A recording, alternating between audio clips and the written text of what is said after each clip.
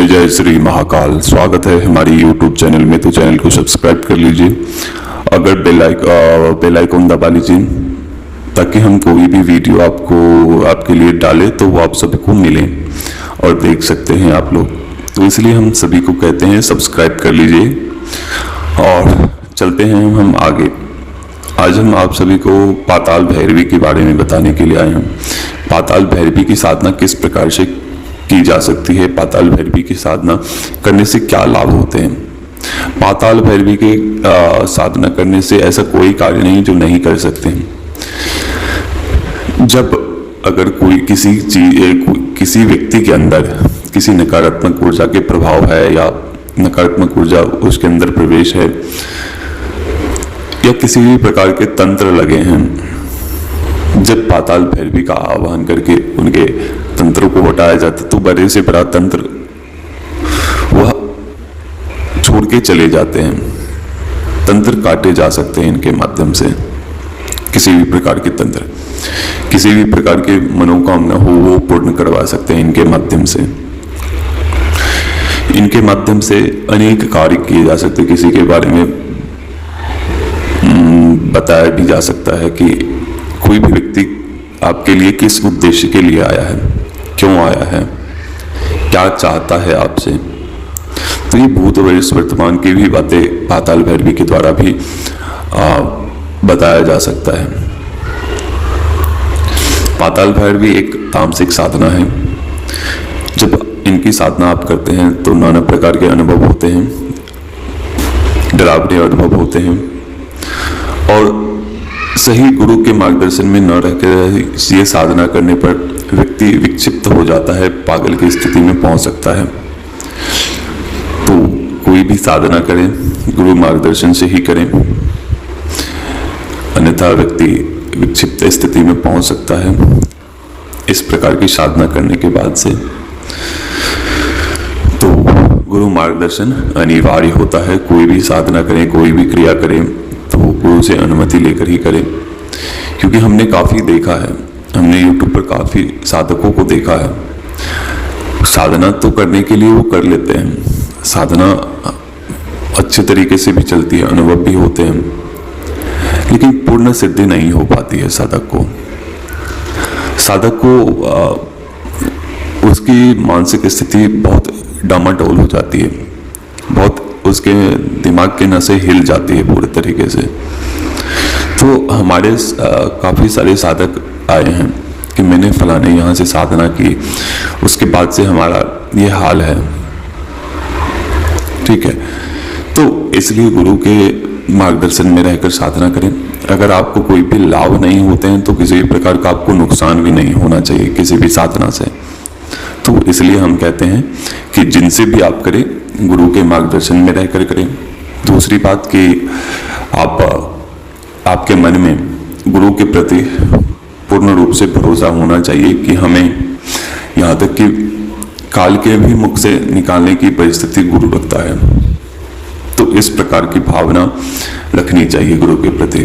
हम किसी भी विपरीत स्थिति में पहुंच जाएंगे तो हमें गुरु निकालने की क्षमता रखते हैं। ठीक है, तो इस प्रकार से आपके मनोभाव होना चाहिए। तो चलिए आज हम आप सभी को पाताल भैरवी की साधना बताने के लिए आए हैं। तो पाताल भैरवी के लिए आपको एक ऐसी मिट्टी का कोई करीब 1.5-2 फुट के करीब आपको मिट्टी खोदनी है ताकि आप उसमें बैठ सकें। ठीक है, या मिट्टी की ऐसी कोई कंदरा हो जहां पे आप यह साधना कर सकते हैं। ठीक है, तो करना क्या है, एक पाताल भैरवी का फोटो चाहिए होंगे। अगर ये संभव ना हो तो आप किसी भी बंद कमरे में कर सकते हैं।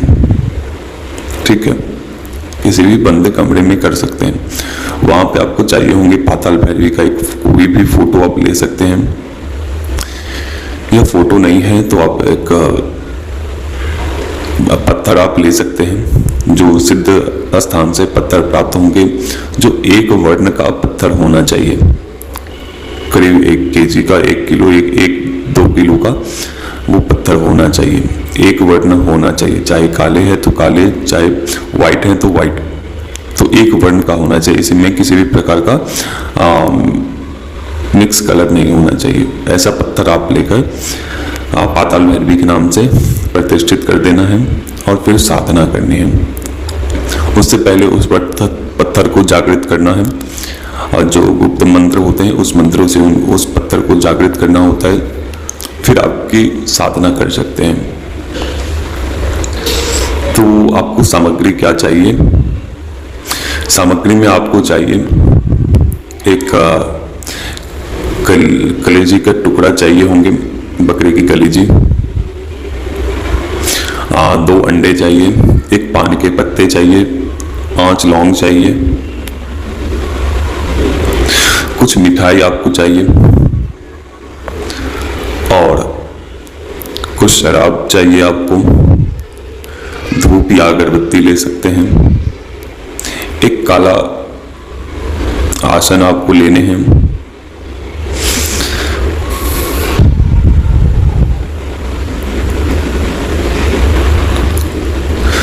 किसी भी आप शुक्ल पक्ष में अमावस्या के दिन कर सकते हैं इनकी साधना, या किसी ऐसे सिद्ध मुहूर्त पे कर सकते हैं, आरंभ कर सकते हैं इनकी साधना, या संभव ना हो तो ऐसे नवरात्रि, दुर्गा, दीपावली ऐसे अवसर पर कर सकते हैं इनकी साधना। जब आप इस साधना को करेंगे तो काफी सारे डरावने अनुभव होंगे, तो साधक घबराए नहीं, साधक डरे नहीं और अपनी साधना के ऊपर ध्यान देना है। तो करना क्या है, चलिए हम बताते हैं। दिशा आपका उत्तर होना चाहिए।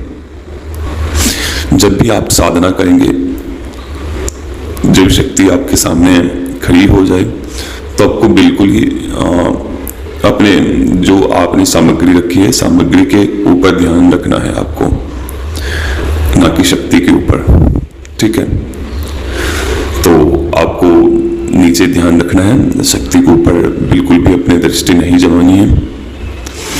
इस प्रकार से करने से आपको सफलता मिलेंगे। तो करना क्या है, आपको सबसे पहले तो पत्थर को जागृत करने हैं। जागृत करने के बाद से आपको एक आसन लगानी है, शरीर की लनखेरा इत्यादि लगाकर गुरु मंत्र करके निश्चिंत हो जाएं।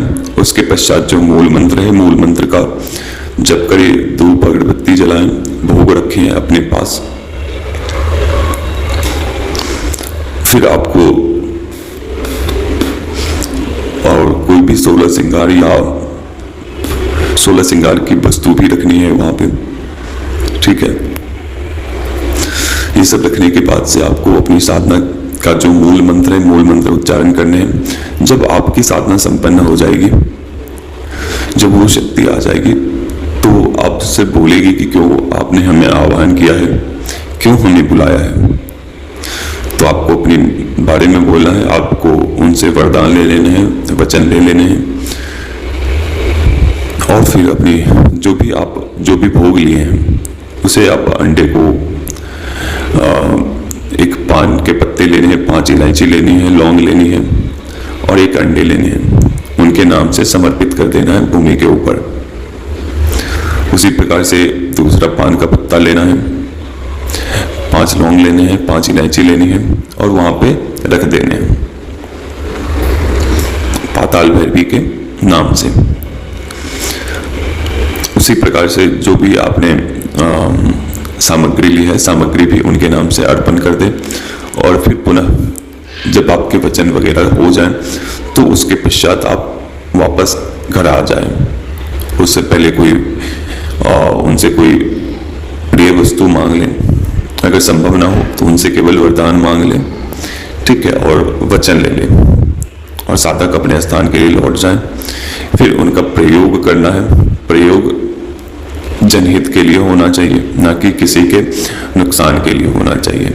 यह एक तामसिक साधना है।